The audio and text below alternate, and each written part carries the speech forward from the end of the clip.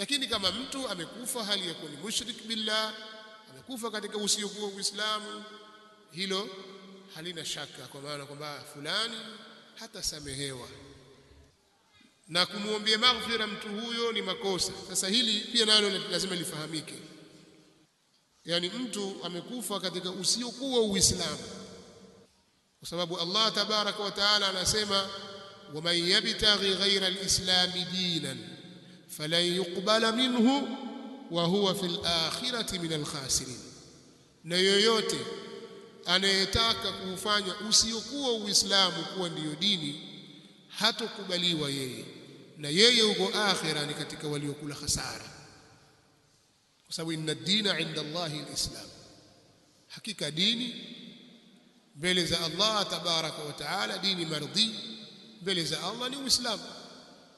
Kwa hiyo yoyote atakayekufa katika usiokuwa Uislamu haifai kumuombea maghfira, ukamwambia pumzika kwa amani.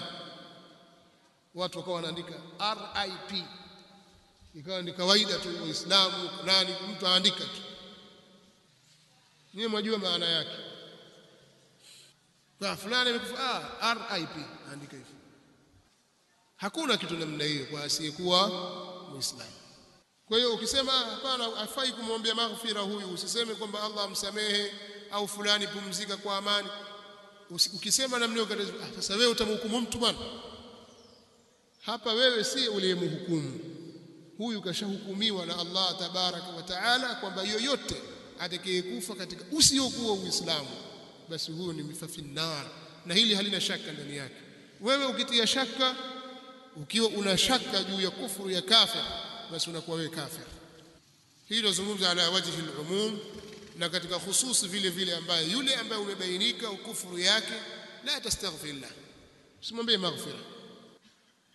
Lakini maadamu mtu katika qaidi al-haya na ni Muislamu, bado yuko katika uhai, afanya madhambi makubwa, afanya hivi, mlevi, mbwa, haiwezekani, hasikii, haoni, bado anayo nafasi ya kupata rahma ya Allah tabaraka wa taala. Usifunge mlango, muombe Allah muongoze. Wangapi walikuwa katika hali zaidi ya hiyo, Allah akawarudisha katika usawa. La tad'u alayhi bal ud'u lahu, ud'u lahu, muombe yeye kwamba Allah subhanahu wa ta'ala amuongoze katika usawa.